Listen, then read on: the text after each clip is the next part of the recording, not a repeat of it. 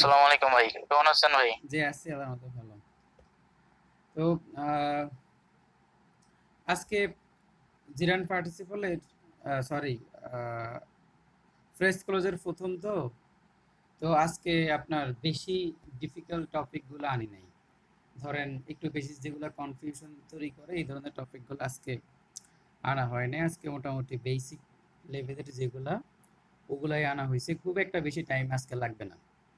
তো বলা হয় যে আ জিরান্ড এবং ফ্রেন ফ্রেশ ক্লোজ হচ্ছে গ্রামারের সবচাইতে কঠিন টপিক। মানে এখান থেকে অনেক সিরিয়াস লেভেলের প্রশ্ন আসতে পারে। এখন আজকে আমি এরকম কোনো কঠিন কোনো প্রশ্ন এখানে আনি নাই। তো সাধারণত এটা পিএইচসির একটা ফেভারিট একটা টপিক। এইবার ৫ টা মনে হয় এইবার ৩ টা আসছে। তারপরে এর আগে কয়েক বছর আসে নাই। কিন্তু তার আগে অনেক আসছে। ব্যাংকে আসে। প্রাইমারিতেও আসে মনে হয়। তো এইজন্য আজকে শুধু বেসিক লেভেলের যেগুলা একদম সহজ, এরকম কিছু প্রশ্ন নিয়ে আসা হয়েছে। এরপরে কালকে যেটা হবে, কালকে খুব সম্ভবত এটা শেষ করে দেব। এই জন্য আজকে আমরা বেশি জটিলগুলোর দিকে যাচ্ছি না। তো হয়তোবা কালকে মোটামুটি শেষ হয়ে যাওয়ার সম্ভাবনা আছে এবং কালকে কঠিনগুলা দেখানো হবে। আজকে মোটামুটি সহজগুলা দেখানো হচ্ছে, যেগুলো আপনাদের এখানে ৯৯% বা 100%ই পারেন। জাস্ট এখানে একটু আহ, দেখানো হচ্ছে বাকি যারা আছে, বিশেষ করে আমার বোন যে ফাতেমা আলী, ও তো এগুলা জানেই না। তাহলে এটা ও খুব ভালো মনোযোগ দিয়ে শুনতে হবে। তারপর আর বাকিরা আপনারা যারা আছেন সবারই কিন্তু ভালো একটা ধারণা আছে।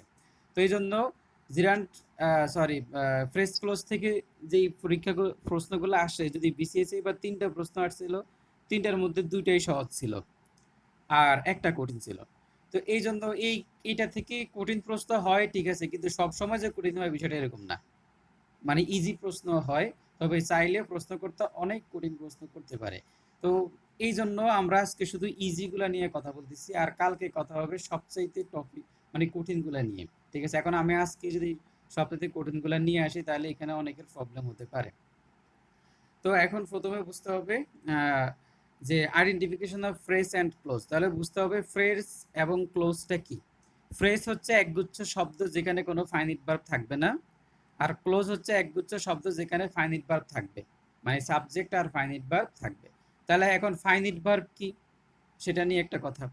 তাহলে এই এই প্রশ্নের সমাধানটা আমাদের এখানে আছে। মানে আমরা প্রিভিয়াসের যেই সকল নোটসগুলা দিলাম ওখানে লেখা আছে যে ভার্ব হচ্ছে দুই প্রকার, একটা ফাইনিট একটা নন ফাইনিট।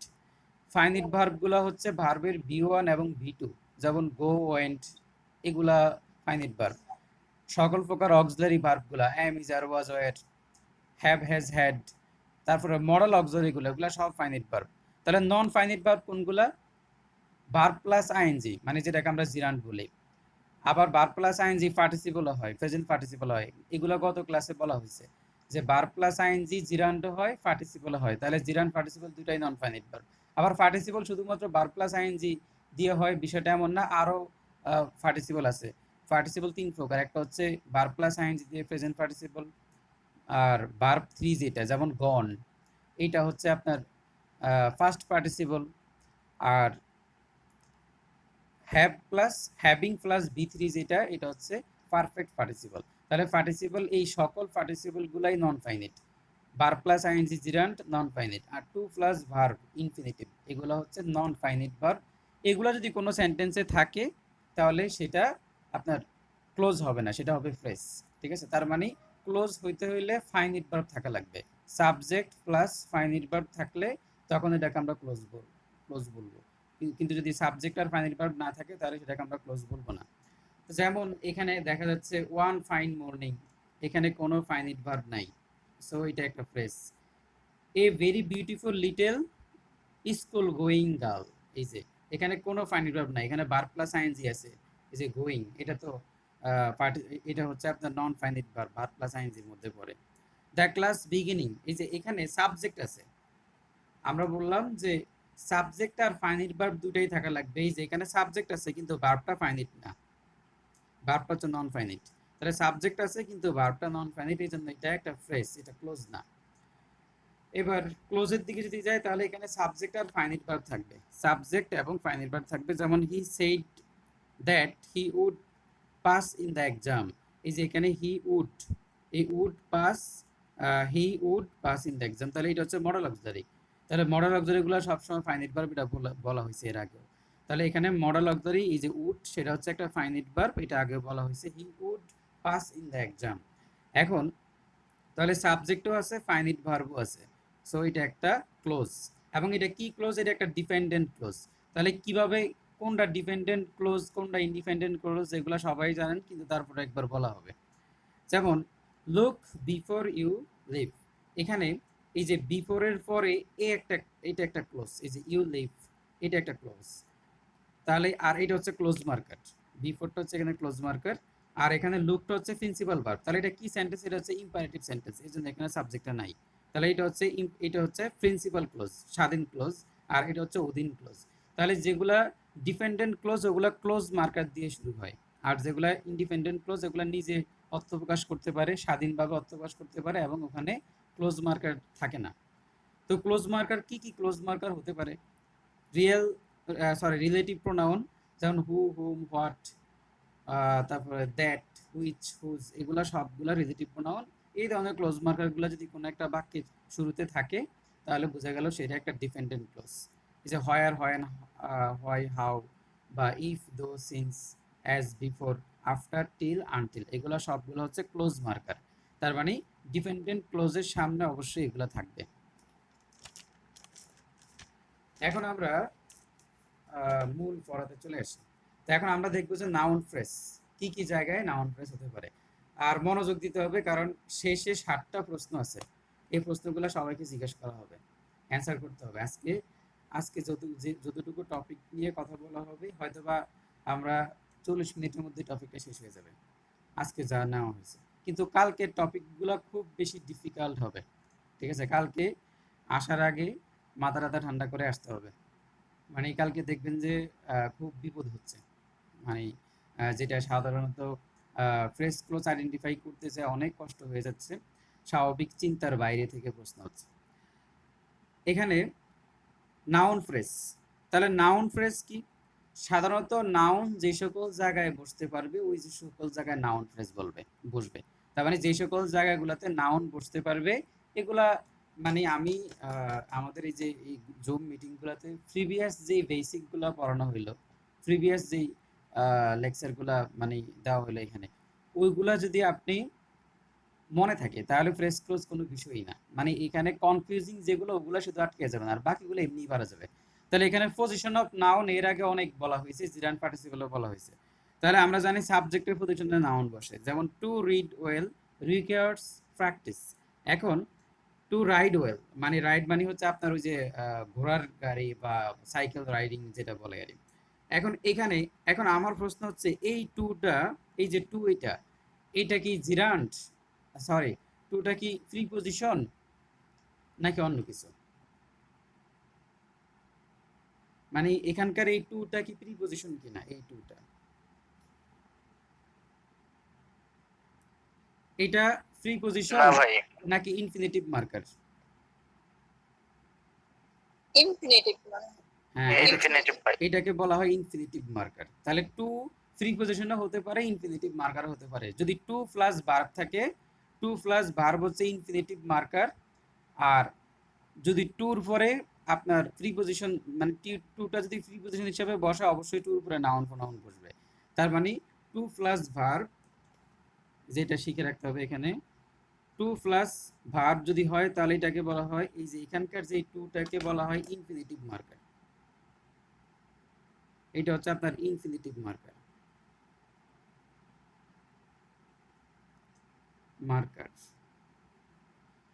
আর যদি টু প্লাস নাউন হয় তখন এটাকে প্রিপজিশন বলা যাবে। টুর পরে এই যে নাউন বা প্রোনাউন, তখন এটাকে বলা হবে প্রিপজিশন। এই বেসিকটা থেকে এবার একটা প্রশ্ন আসছে বিসিএস এ। সবার শেষে আপনাদেরকে দেখানো হবে আগামীকাল 46তম বিসিএস এর যে 3টা ফ্রেশ ক্লোজ আসছে ওগুলাতে মানে অ্যান্সারগুলো দেখানো হবে। আর আমাদের বিদ্যাবাড়ি হঠাৎ করে যেই ভুলটা করছিল, হঠাৎ করে ধরেন তাড়াতাড়ি অ্যান্সার করতে যায়, সেটা তারা কি চিন্তা করে ভুল করছে বা তাদের ভুলের ব্যাখ্যা এবং সঠিক ব্যাখ্যা এগুলা কালকে পাবেন। ওই জন্য কালকে খুব ইম্পর্টেন্ট। ঠিক আছে, যে কালকের যে তাদের যে ভুলটা হয়েছিল সেই ভুলটার ব্যাখ্যা আমরা যথেষ্ট ভালোভাবে দেওয়ার চেষ্টা করব। এখন এটা হচ্ছে নাউন ফ্রেজ, এটা হচ্ছে আহ, এখানে সাবজেক্ট, এটা হচ্ছে আপনার সাবজেক্ট আকারে পড়ছে। এটা সাবজেক্ট আকারে বসছে কেন? এই যে টু, এখানে রাইড, এটা হচ্ছে আপনার ইনফিনিটিভ মার্কার। এই যে টুটা হচ্ছে ইনফিনিটিভ মার্কার, তো টু রাইড ওয়েল এটা হচ্ছে তাহলে ইনফিনিটিভ ফ্রেজ। এটাকে আমরা প্রথমে কি বলতে পারি? Infinitive phrase. তাহলে অপশনে যদি ধরেন এমন অপশন থাকলো ইনফিনিটিভ ফ্রেজ, তারপরে অ্যাডজেক্টিভ ফ্রেজ, অ্যাডভার্বিয়াল ফ্রেজ, আরেকটা দিয়ে দিল প্রিপজিশনাল ফ্রেজ, তখন আপনি কি দেখাবেন? ইনফিনিটিভ ফ্রেজ দেখাবেন, কারণ নাউন ফ্রেজ তো নাই। কিন্তু যদি নাউন ফ্রেজ থাকে তাহলে নাউন ফ্রেজ দাগিয়ে দেবেন। কথা বুঝছেন? তাহলে এখানে ধরেন যে এখানে অপশন দিয়ে দিল নাউন ফ্রেজ ছাড়া, নাউন ফ্রেজের পরিবর্তে ইনফিনিটিভ ফ্রেজ দিল, আর বললো adverbial phrase, prepositional phrase, adverbial close, কিন্তু নাউন ফ্রেজ দেয় নাই, তাহলে আপনি ইনফিনিটিভ ফ্রেজ দেখাতে পারবেন। তাহলে বুঝতে হবে এটা একটা ইনফিনিটিভ ফ্রেজ, কিন্তু এটা সাবজেক্টের জায়গায় পড়ছে, এই জন্য এটা নাউন ফ্রেজ হয়ে গেছে।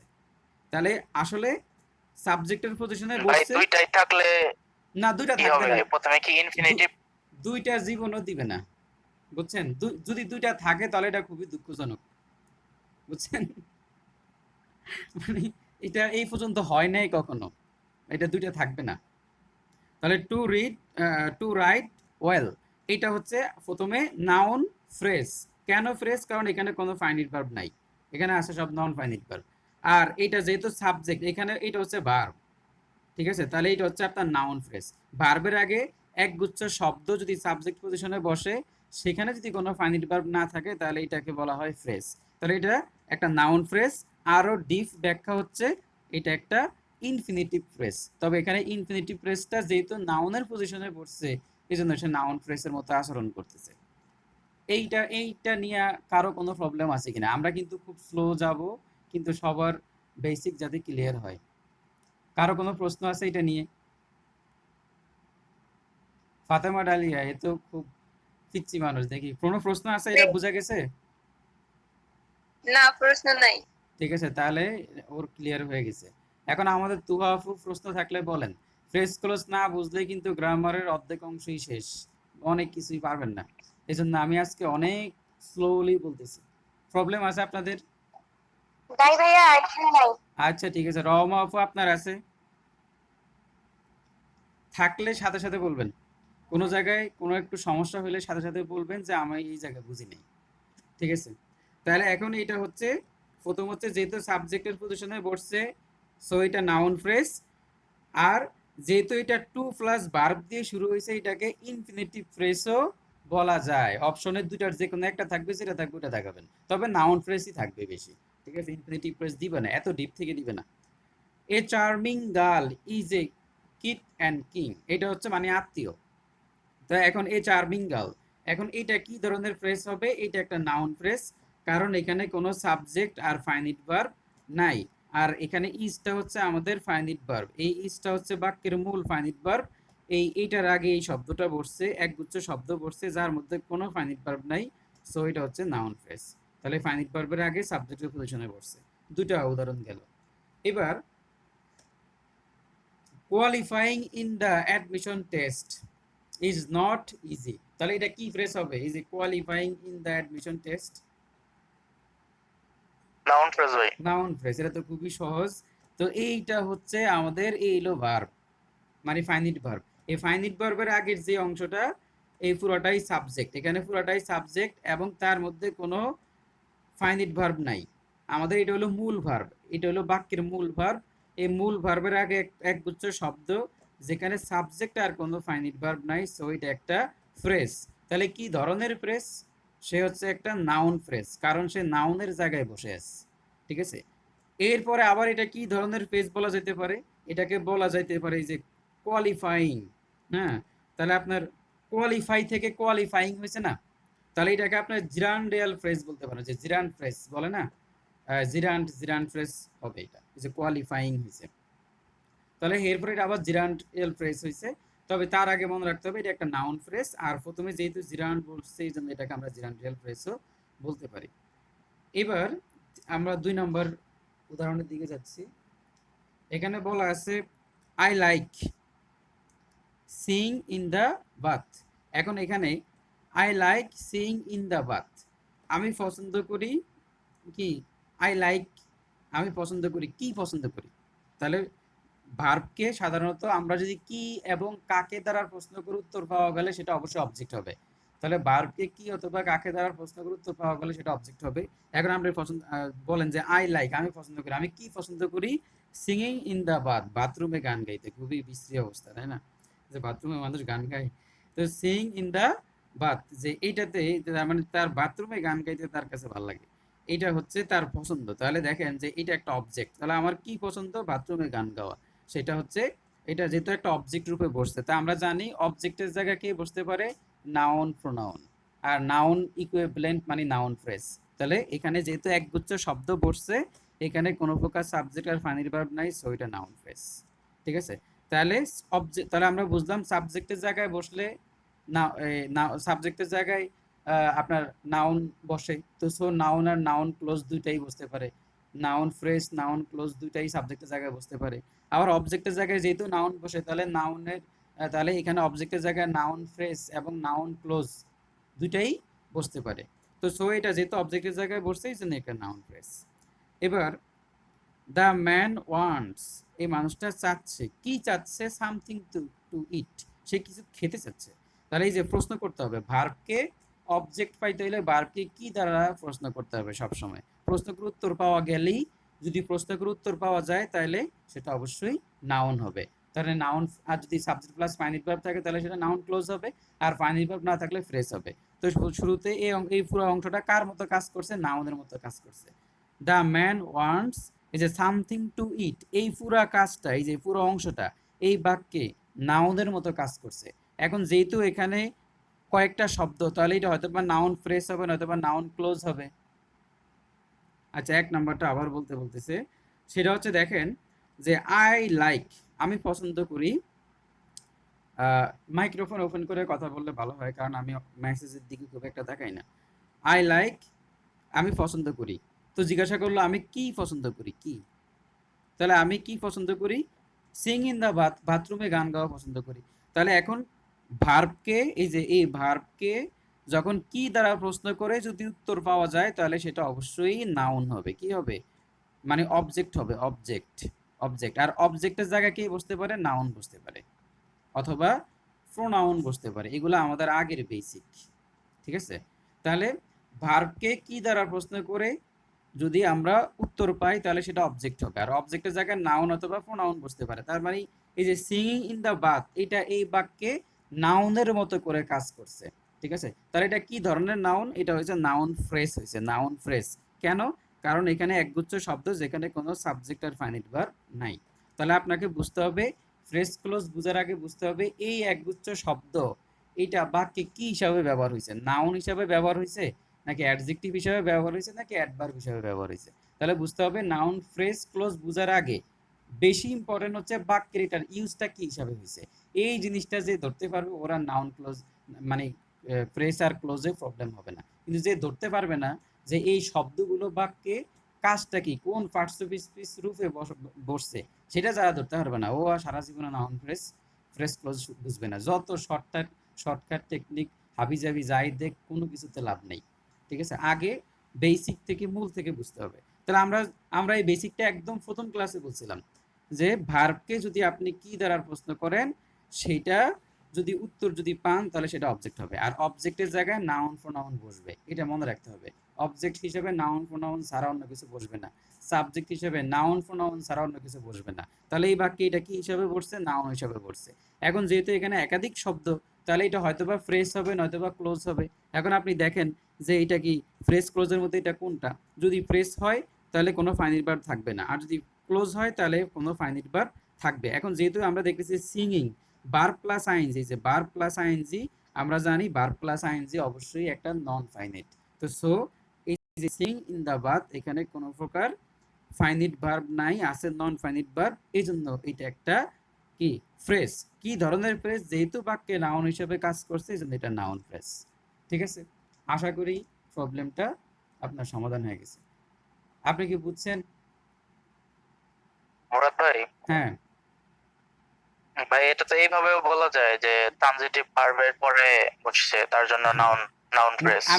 আমি আমি এটাকে ট্রানজিটিভ ভার্বের পরে বসছে সেভাবে বলা যায়, ইট দিয়ে রিপ্লেস করছে এইভাবে বলা যায়। আমি এগুলো না বইলে একদম যেটা রিয়েল ব্যাখ্যা, যেটা দ্বারা আপনি যদি ট্রানজিটিভ ভার্ব আর হলো ইট দিয়ে রিপ্লেস যদি চিন্তা করেন তাহলে আপনি অনেকগুলা জায়গায় শুধু মারা খায় আসবেন, আপনি পিএইচডিতে ভুল করে আসবেন।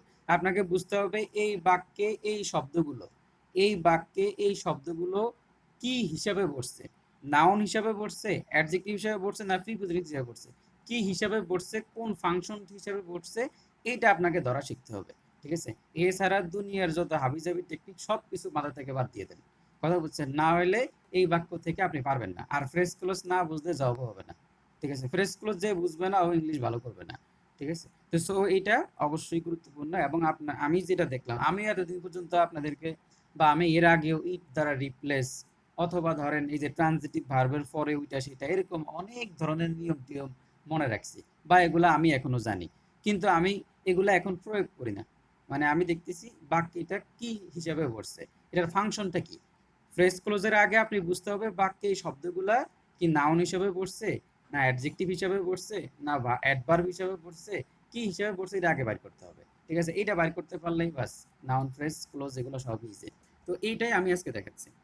দেখেন, দ্য ম্যান ওয়ান্টস, মানুষ সে কি, দ্য ম্যান ওয়ান্টস মানে সে চাচ্ছে, তাহলে সে কি চাচ্ছে? দেখেন প্রশ্ন আসে যে সে চাচ্ছে, এটা ট্রানজিটিভ ইনট্রানজিটিভ সব বাদ দিয়ে দেন, আপনি শুধু কি দিয়ে প্রশ্ন করেন, প্রশ্ন করা শিখেন আগে। ঠিক আছে, যে দ্য ম্যান ওয়ান্টস মানুষটা চাচ্ছে, কি চাচ্ছে? সামথিং টু ইট কিছু খেতে চাচ্ছে। তাহলে এই শব্দটা কি এর উত্তর, কি মানে কি এর উত্তর মানে কি অবজেক্ট, কি এর উত্তর মানে ডিরেক্ট অবজেক্টারি, কি এর উত্তর মানে অবজেক্ট, অবজেক্ট মানে নাউন অথবা প্রোনাউন। তাহলে নাউন প্রোনাউনের যে কোনো একটা, তো আমরা তো পড়তেছি তাহলে একগুচ্ছ শব্দ, এখানে কোনো প্রকার ফাইনিট ভার্ব নাই, সামথিং টু ইট কোনো ফাইনিট ভার্ব নাই, সো এটা কি, তাহলে এটা একটা ফ্রেজ হবে। কি ধরনের ফ্রেজ হবে? যেহেতু বাক্যে এই শব্দগুলা একসাথে নাউনের মতো কাজ করছে, কেন? ওই যে কি এর উত্তর অবজেক্ট, অবজেক্ট মানে নাউন অথবা প্রোনাউন, তাহলে নাউন হিসেবে কাজ করছে, সো এটা একটা নাউন ফ্রেজ। তাহলে এইভাবে যদি আপনি পড়েন তাহলে আপনার মধ্যে কোনো জ্ঞানজাম লাগবে না, ইজি বিজি লাগবে না, নয়তো একদম ইজিলি ভুল করে আসবেন। ঠিক আছে, কনফিডেন্সের সহিত ভুল করে আসবেন। আপনি বলবেন যে আমার এটাই তো বলে যে কনফিডেন্সের সহিত ভুল উত্তর দেওয়া। ওই যে আমাদের স্যার আমাদের কোচিং যখন রেজাল্টটা দিছিল, যখন ওই যে লাইভে এসে উত্তরগুলো দিছিল, তখন ওনারা কি আসলেই কি মানে ইচ্ছা করে এই ভুলটা করছে? অবশ্যই না। ওনারা কি করছে? কনফিডেন্সের সহিত ভুল উত্তর দিছে। ঠিক আছে, কারণ হচ্ছে, এবং উত্তরটা বলার আগে কিন্তু কনফিডেন্স ছিল, কারণ হচ্ছে যে সেটা সারা বাংলাদেশের মানুষ দেখবে। ঠিক আছে, আপনি তো মাত্র এখানে তো 27টা জন, বা আমরা সবই এখানে একই ধরনের মানুষ। ঠিক আছে, কিন্তু ওখানে তো ওনারা পাবলিকলি বলছে। তাহলে দেখেন, মানে কনফিডেন্সের সহিত ভুল উত্তর দিচ্ছে, তাহলে আপনিও পরীক্ষার খাতায় কনফিডেন্সের সহিত ভুল উত্তর দিয়ে বলবেন যে আমি তো সব ঠিকই দেখাইছি, কিন্তু আমার আসে নাই কেন? আসলে কথা হচ্ছে যে আপনার আসে নাই কারণ হচ্ছে বেসিক ক্লিয়ার না, এই জন্য আসে নাই। তাহলে এখন দ্য ম্যান ওয়ান্টস, এই মানুষটা চাচ্ছে, সে কি চাচ্ছে? সামথিং টু ইট, সে কিছু খেতে চাচ্ছে। কির উত্তর মানে অবজেক্ট, অবজেক্ট মানে নাউন অথবা প্রোনাউন। এবার দেখেন যে নাউন ফ্রেজের জায়গায় কি কি বসতে পারে। যেমন নাউন ফ্রেজ কি হতে পারে? কমপ্লিমেন্ট হিসেবে আমরা জানি যে কমপ্লিমেন্টটা কি, ওই যে সাবজেক্ট আর, আচ্ছা কমপ্লিমেন্ট নিয়ে আসতেছি সামনে। তাহলে কমপ্লিমেন্ট হিসেবে বসতে পারে, আর্টিকেল হিসেবে বসতে পারে, পসেসিভ হিসেবে বসতে পারে, ডিটারমিনার হিসেবে বসতে পারে, ডিটারমিনারের পরে, মানে এখানে আর্টিকেলের পরে, পসেসিভের পরে, ডিটারমিনারের পরে, প্রিপোজিশনের পরে, অ্যাপোজিটিভ হিসেবে, এগুলা এই সকল জায়গাগুলোতে কি নাউন ফ্রেজ বসতে পারে। এখন উদাহরণ দেখেন, Bipul is a man of letters. এখন আমার প্রশ্ন হচ্ছে, এ ম্যান অফ লেটার্স এইটা বাক্যে অবজেক্ট নাকি কমপ্লিমেন্ট? আপনারা তিনজনের মধ্যে একজন বলবেন, সেটা হচ্ছে আমাদের ফাতেমা, তার হচ্ছে জান্নাতুল দুয়া আপু, আর হলো রহমা আশি আপু। আপনারা তিনজনের মধ্যে যে কোনো একজন বলতে হবে এটা কমপ্লিমেন্ট নাকি অবজেক্ট, বলতে হবে। চিন্তা করেন দ্রুত। Bipul is a man of letters, man of letters মানে বিদ্বান ব্যক্তি। ঠিক আছে, তাহলে Bipul is a man of letters, man of letters, হ্যাঁ কমপ্লিমেন্ট। কমপ্লিমেন্ট। ফাতেমা ডালিয়া বলতেছে কমপ্লিমেন্ট। বাকিরা আপনারা কি শিওর? জান্নাতুল, তুহা, রহমা, আশরিয়াফু শিওর আপনারা এটা যে কমপ্লিমেন্ট? ঠিক আছে, কমপ্লিমেন্ট আমাদের উত্তর পেয়ে গেছে। থ্যাংক ইউ, আপনাদের সবাইকে ধন্যবাদ যে ধরতে পারছেন। কারণ Bipul is a man of letters, Bipul হচ্ছে একজন বিদ্বান ব্যক্তি। তাহলে বিপুল আর ম্যান অফ লেটার্স দুইজন একই। বিপুল আর ম্যান অফ লেটার্স তারা একই ব্যক্তি এবং একই, যে he is a beautiful girl. হ্যাঁ, তাহলে সে আর বিউটিফুল একই, বিউটিফুল গার্লটাই তো ওই মেয়েটাই দেখতে দেখেন। ম্যান অফ লেটার্সটা কে? বিপুল। তো Bipul equal to man of letters. এই ম্যান অফ লেটার্সটা কে? বিপুল। তো Bipul equal to man of letters. তাহলে এটা কি ধরনের কমপ্লিমেন্ট? এটাকে বলা হয় সাবজেক্টিভ কমপ্লিমেন্ট। এখন এই যে কমপ্লিমেন্ট, তার কমপ্লিমেন্ট হিসেবে খেয়াল করতে হবে, এগুলো আমি গত সেশনগুলোতে বলছিলাম। কমপ্লিমেন্ট হিসেবে নাউনও বসে, আবার অ্যাডজেক্টিভও বসে। তার মানে কমপ্লিমেন্ট হিসেবে নাউনও বসতে পারে, অ্যাডজেক্টিভও বসতে পারে। এখন এই যে এই পুরো কমপ্লিমেন্টটা, এ কি বিপুলকে মডিফাই করছে নাকি তাকে পুনরায় রিনেম করছে? মডিফাই মানে বিপুলের দোষ গুণ অবস্থা সংখ্যা ওইসে এগুলা বুঝাইছে, নাকি বিপুলকে পুনরায় রিনেম করছে? এটা একটু বোঝার চেষ্টা করুন তো দেখি, এটা সবার জন্য। যে বিপুলকে ও রিনেম করছে মানে পুনরায় এখানে তার সম্বন্ধে বলছে, নাকি তাকে মডিফাই করছে? এটা মানে প্রশ্নটা কি বোঝা গেছে? পুনরায় হ্যাঁ, পুনরায় তার সম্পর্কে বলছে। পুনরায় তার সম্বন্ধে বলছে, এটা হলো আমাদের জি ভাই। হ্যাঁ তাসলিমা আপুর কথা। সবাইকে একমত? জি ভাই। হ্যাঁ, তাহলে খেয়াল করতে হবে যে Bipul is a man of letters, এটা হচ্ছে পুনরায় তাকে রিনেম করছে। ঠিক আছে, এখানে তাকে মডিফাই করে নাই। একটা হচ্ছে মডিফাই করা আর একটা হচ্ছে রিনেম করা। তাহলে এখন পুনরায় তাকে উপস্থাপন করছে যে এই বিপুলই হচ্ছে সে। ঠিক আছে, কিন্তু বিপুলের কে এখানে মডিফাই করা হয় না। তাহলে মনে রাখবেন, যখন রিনেম করবে তখন হবে নাউন, যখন মডিফাই করবে তখন হবে অ্যাডজেক্টিভ। দেখেন আমি যে কথাগুলো বলতেছি এগুলা একদম অথেন্টিক সোর্স থেকে, এগুলা আপনারা এই যত ইউটিউবে যত ভিডিও যত যা কিছু দেখবেন, এগুলা কোনো জায়গায় এগুলো বলবে না। ঠিক আছে, কারণ সবাই শর্টকাট টেকনিক নিয়ে আছে। আমি যে কথাগুলো বলতেছি এগুলো যদি আপনি মাথায় রাখতে পারেন, ঠিক আছে, এগুলা মূল কথা, এগুলো আমার না, এগুলা আমি ক্রেডিট নিচ্ছি না। এগুলা আমি যাদের কাছ থেকে, আমি তো এই টপিকগুলো অনেকের কাছ থেকে দেখছি। ঠিক আছে, তো সবার টেকনিকগুলো এখানে আছে। কথা বুঝছেন? এই জন্য আমি মনে করি যে ইংলিশের জন্য আমাদের গ্রুপে যে ভিডিওগুলো আছে এগুলো এনাফ, মোর দেন এনাফ। শুধু এনাফ না, এগুলা আপনি সবকিছু বুঝলে আপনার আর কেউ দড়ি দিয়ে বাঁধে রাখতে পারবে না। ঠিক আছে, আপনি সবার থেকে অনন্য হবেন, আলাদা হবেন। এখন এই যে কমপ্লিমেন্ট, তাহলে বোঝা গেল কমপ্লিমেন্ট নাউনও হতে পারে, অ্যাডজেক্টিভ হতে পারে। এখন এটা আপনার হবে, যদি রিনেম করে তখন সেটা নাউন হবে, কিন্তু যদি এটাকে বৈশা সাবজেক্ট পজিশনটাকে যদি মডিফাই করে তখন সেটা অ্যাডজেক্টিভ হবে। তো যেহেতু এটা এখানে রিনেম করছে, এই যে Bipul is a man of letters, এটা এখানে রিনেম করছে, সো এটা নাউন হিসেবে কাজ করছে।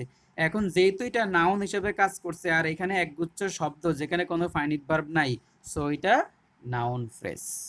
ঠিক আছে, তাহলে যেহেতু বিপুলকে এখানে রিনেম করা হয়েছে, সো এটা একটা নাউন। এটা একটা কি? নাউন। তাহলে আগে হচ্ছে কমপ্লিমেন্ট, তারপরে হচ্ছে নাউন। হ্যাঁ, এখন এই নাউন হিসেবে যেহেতু পড়ছে, তাহলে এখানে এইটার ফাংশনটা কি? এই বাক্যে এটার ফাংশনটা নাউন হিসেবে বসছে। এখন নাউন হিসেবে বসলে তো এখানে তো একাধিক শব্দ। ঠিক আছে, একাধিক শব্দ, তাহলে একাধিক শব্দ, তার মধ্যে কোনো ফাইনিট ভার্ব নাই, সো এটা নাউন ফ্রেজ। আমার কাছে মনে হচ্ছে যে আপনারা বুঝার কথা, তারপরেও যদি কেউ না বুঝেন সরাসরি বলেন, লজ্জার কিছু নাই। কথা বুঝছেন? কারণ এগুলা ফ্রেজ ক্লোজ আপনি বুঝে যাওয়া মানে হচ্ছে যে আপনি যদি আজকের আলোচনার 30% বুঝেন, তাহলে আপনার দেখবেন অবশ্যই ইনশাল্লাহ ভালো চাকরি হয়ে যাবে।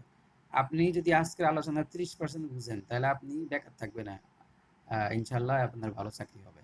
এখন বলেন যে এখানে কারো প্রবলেম আছে কিনা, এইটা যে একটা নাউন ফ্রেজ, পুরো ব্যাখ্যাটা বুঝছেন কিনা? কারো সমস্যা আছে? এই যে ফাতেমা ডালিয়া, জান্নাতুল তুহা আপু, আরশি আপু, তারপর হলো তাসলিমা, শারমিন আপু, আপনাদের কোনো প্রবলেম আছে?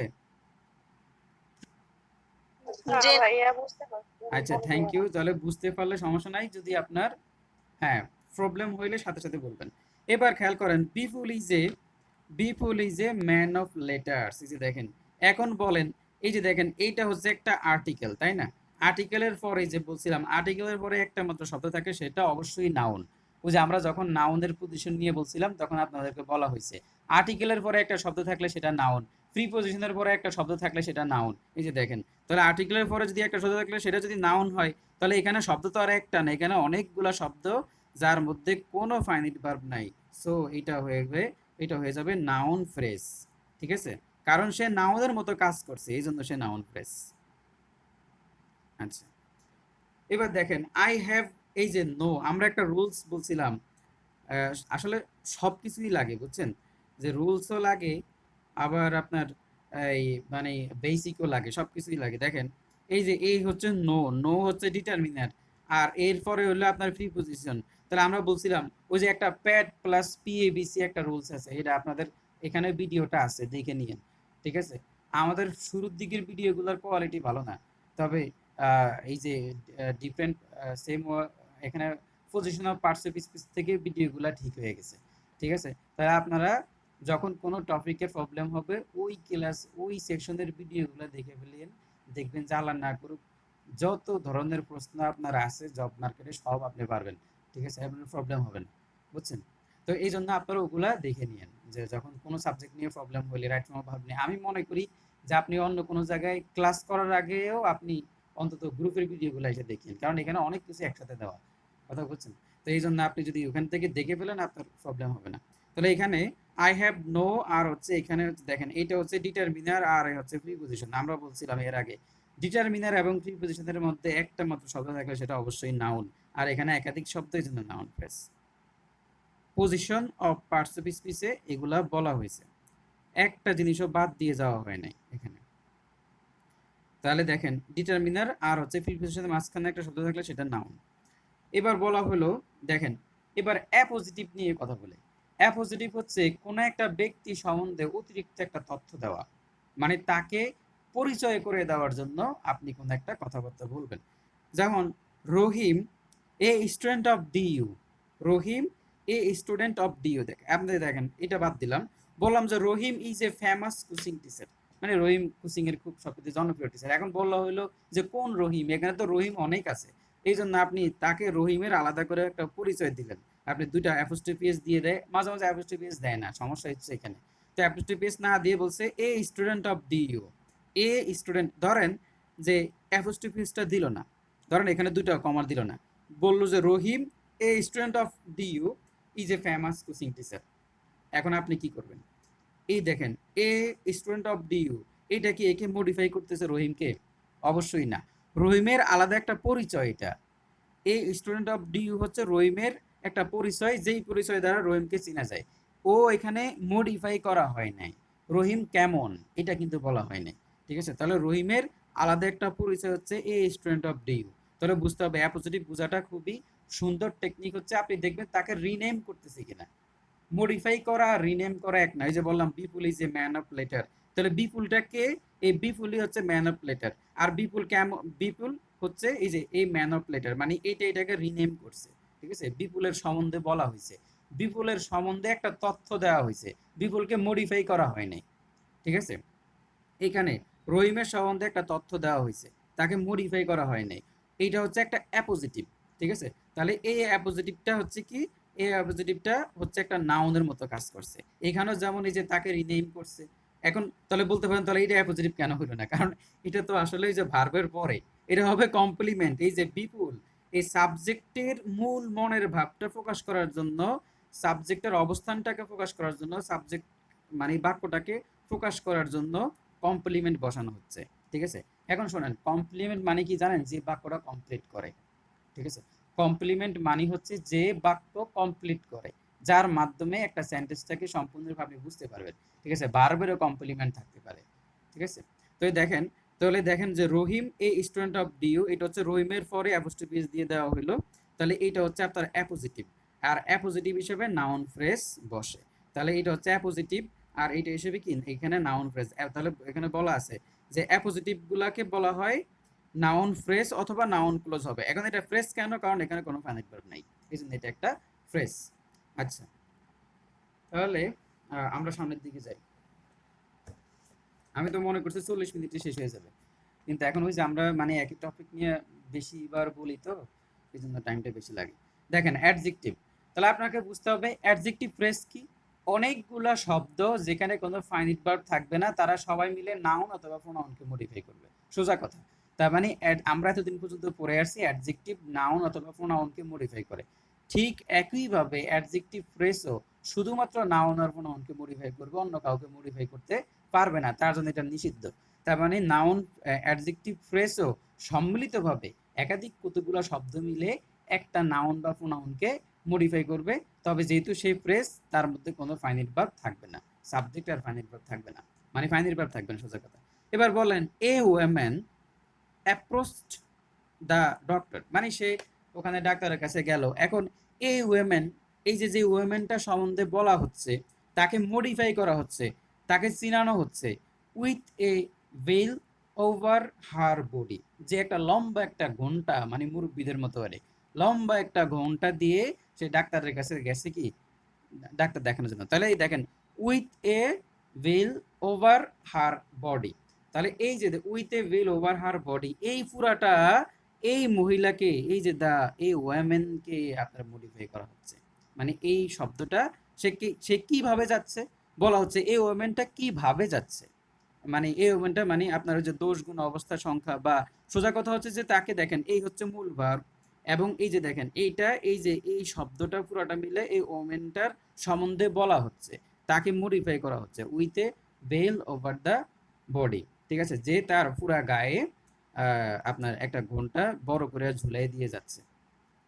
বললেন a thing of beauty is a joy for ever, এই যে দেখেন এই হচ্ছে নাউন, এই নাউনকে মডিফাই করছে এটা, তাহলে এটা কি নাউনকে মডিফাই করলে অ্যাডজেক্টিভ ফ্রেজ। তাহলে একগুচ্ছ শব্দ যেখানে কোনো সাবজেক্ট আর ফাইনাল ভার্ব নাই, এখানে একগুচ্ছ শব্দ এখানে সাবজেক্ট আর ফাইনাল ভার্ব নাই, তার আগে একটা নাউন আছে, সো এটা এই নাউনটাকে মডিফাই করছে।